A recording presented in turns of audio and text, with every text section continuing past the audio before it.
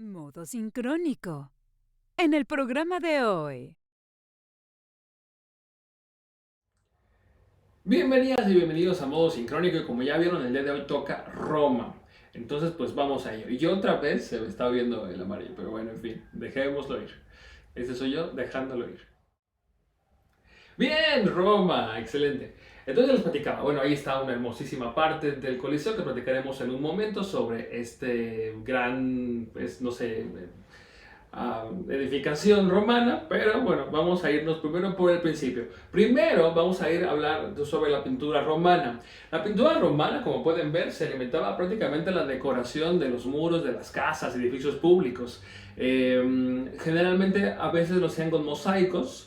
De hecho, por ahí hay varios mosaicos que se han encontrado precisamente en Pompeya. De hecho, les voy a mostrar unos frescos que hay sobre Pompeya. Estos frescos pueden ver, se llaman frescos porque recién, como veíamos con los egipcios, recién aplicaban el yeso, pues dejaban que secaba rápidamente y después pintaban, por eso se llaman frescos, porque pues, pintan recién está fresco el yeso. En fin, el punto de esto es que estos frescos se guardaron también porque ustedes recordarán, explotó el volcán Vesubio y enterró en su gran parte muchas casas, muchas edificaciones de Pompeya y por eso es que guardamos también estos frescos. Hay otros frescos, pero son un poco más atrevidos de parte de los habitantes de Pompeya. En fin, de ahí nos vamos a... ¿dónde quedó el mouse? Mouse, estás por acá. Ahí está. Ya claramente ahí está el mouse. Ok, de los frescos de Pompeya nos vamos a el arco de medio punto. No puede haber nada más importante para los romanos que el arco de medio punto. Se llama, bueno, versión cortísima por el arco de medio punto. Aquí está el arco de medio punto, se los presento. Y lo importante del arco de medio punto, la clave del arco de medio punto es precisamente esta piedra de aquí que se llama clave, exactamente. Entonces, esta piedra de aquí es la clave, se llama clave porque es la clave del arco de medio punto. La versión corta es y ya, pues trataremos de hacer algunos inventos por ahí con el arco de medio punto. Pero la versión corta es que es la clave porque las piedras están, estas piedras de acá, están precisamente haciendo presión.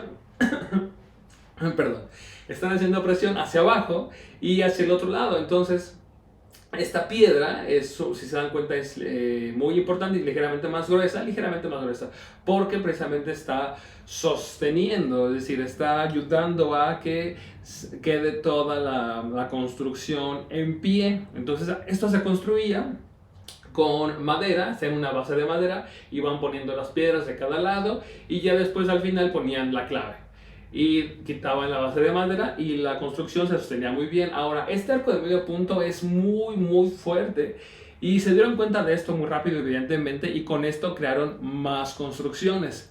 La primera construcción que vamos a ver se llama, ¡tatán!, es el Coliseo Romano.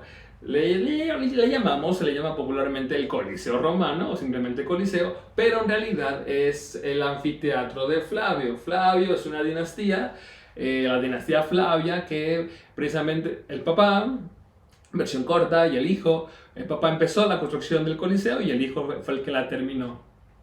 Al menos el papá logró vivir lo suficiente como para ver la construcción del primer piso.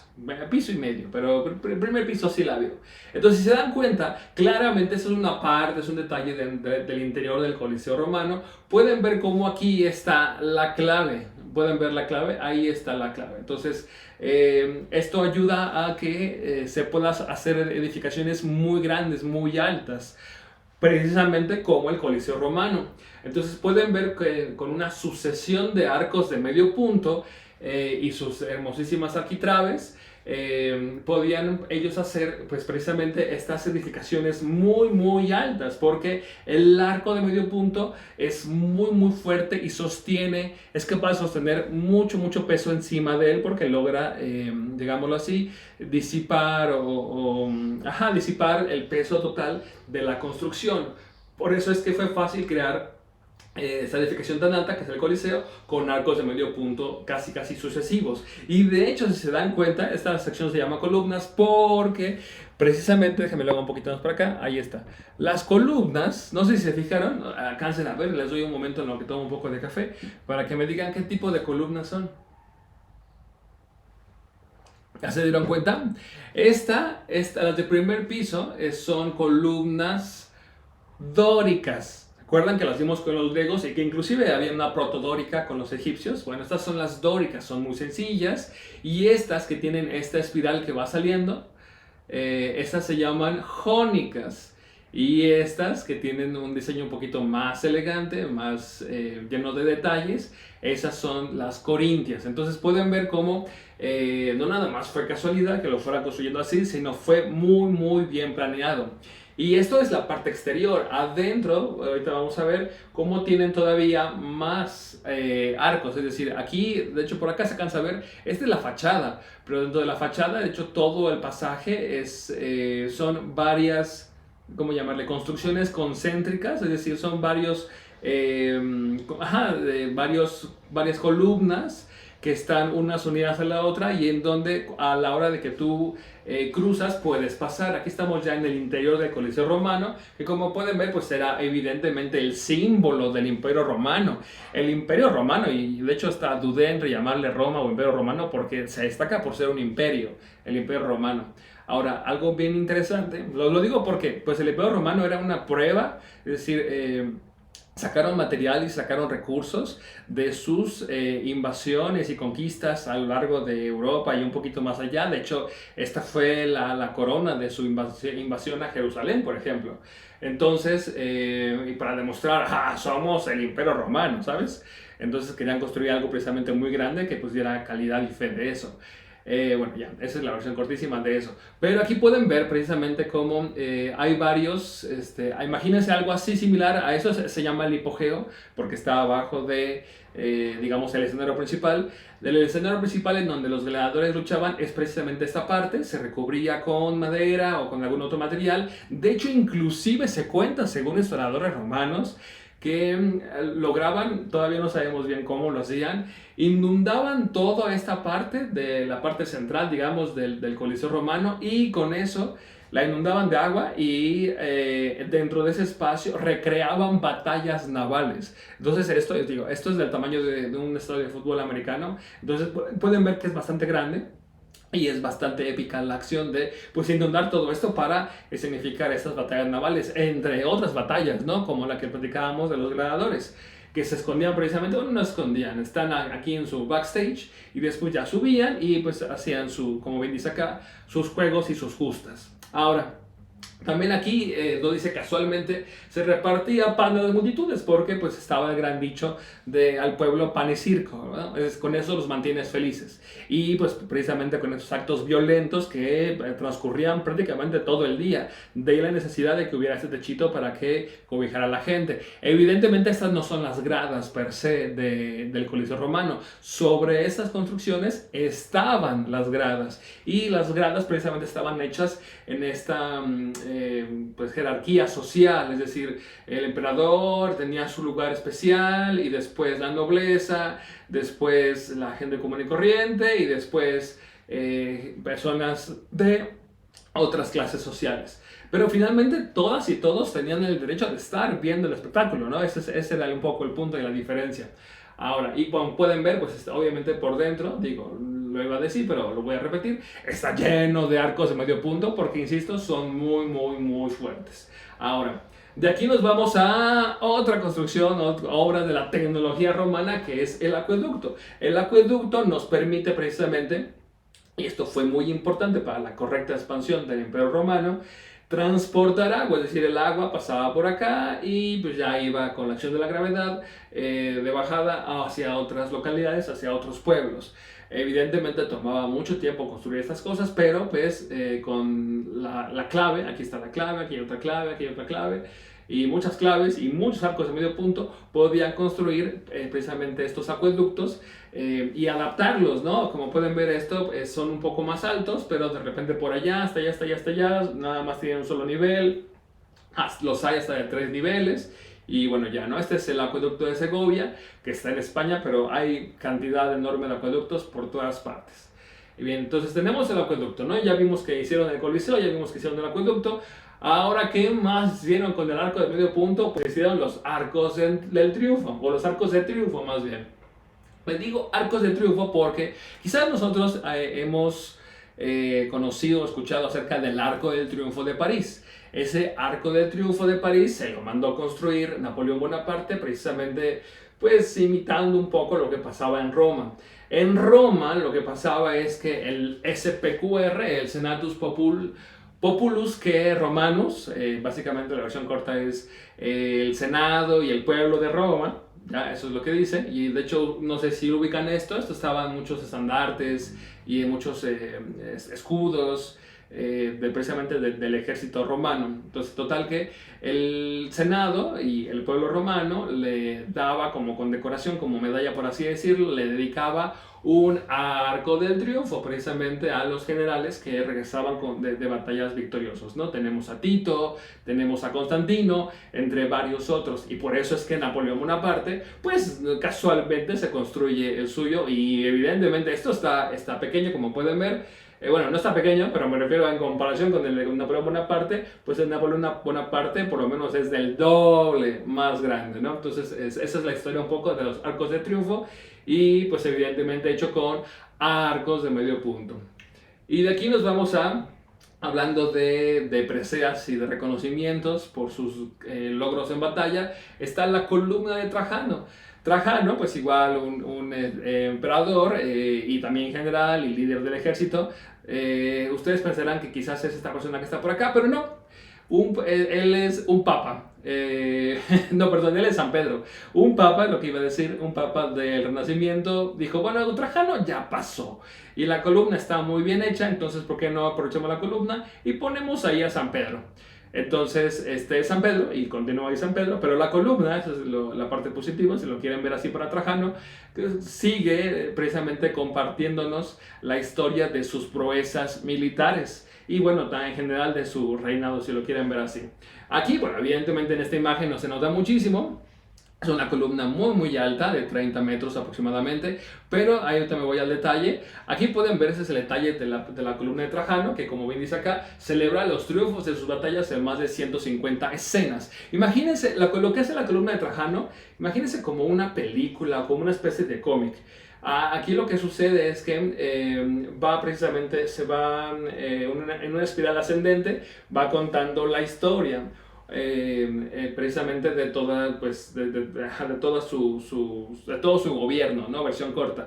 Aquí lo van a encontrar porque está precisamente bien construida cada escena, cada imagen, a pesar de todo, es decir, es una sucesión de imágenes que si bien cuesta un poco de trabajo leerlo, pero se puede leer. Aquí pueden encontrar claramente por las líneas guía que nos van llevando hasta él a Trajano. Aquí está Trajano, casualmente también. La idea es que Trajano estuviera más o menos en la misma línea para que fuera fácil de ubicar en lo posible.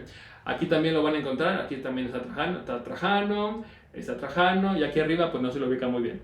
Pero a lo que voy es, vean cómo cada escena está cuidadosamente planeada, es decir, hay unas líneas, hay unas diagonales que hacen relativamente fácil la lectura de las proezas de Trajano. Y de cómo pues la gente se la queda viendo o está precisamente pues, en general todo su reinado.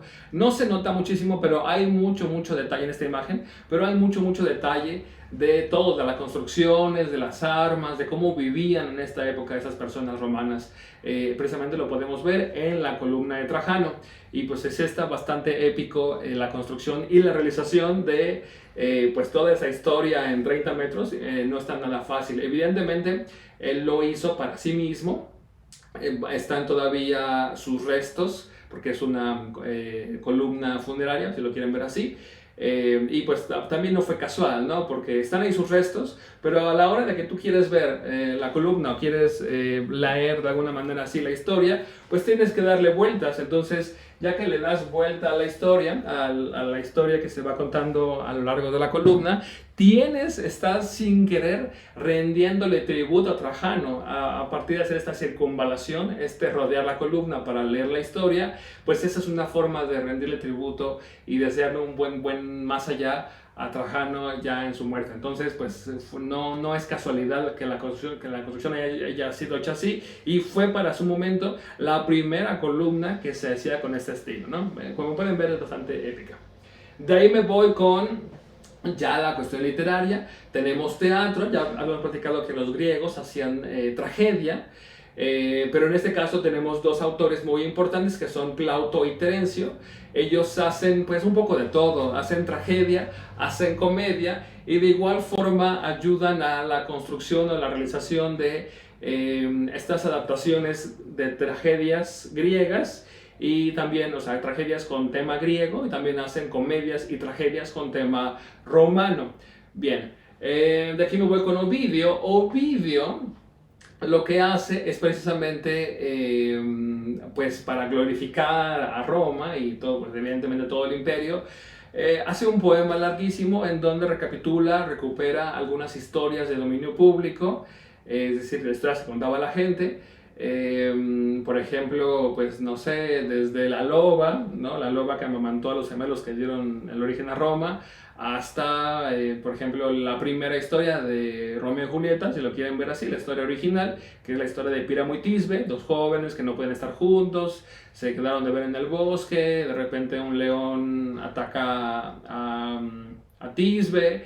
Se separan, el león ataca a Tisbe, pero no le pasa nada, regresa a Píramo, ve que está en el árbol, está en su ropa ensangrentada, pero Tisbe logró huir. Entonces ya Píramo dice no vale la pena vivir, se mata, regresa a Tisbe, encuentra que Píramo se mató porque creyó que estaba muerta y también se mata, ¿no? Entonces, versión corta, es la misma historia de Romeo y Julieta.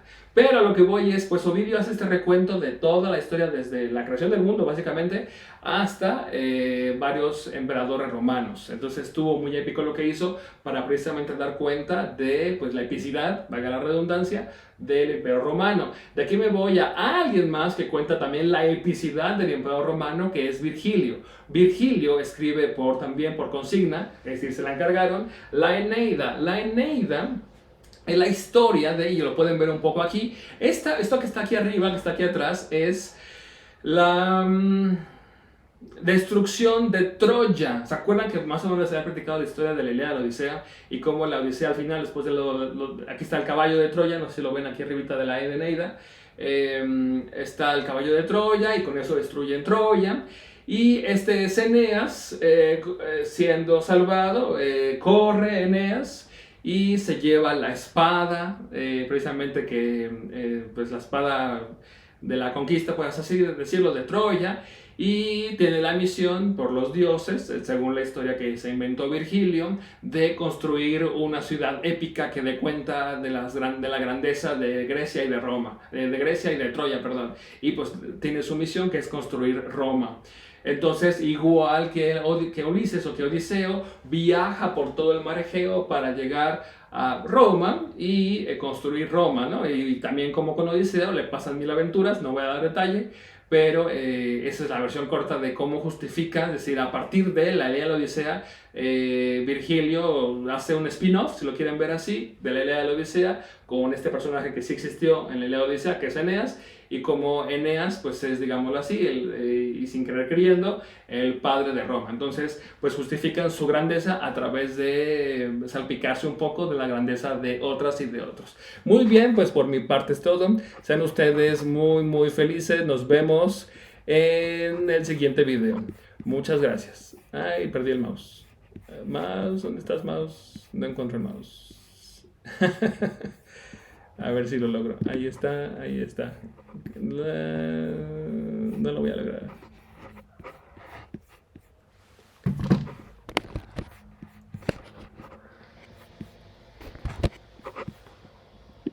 Todos seamos felices.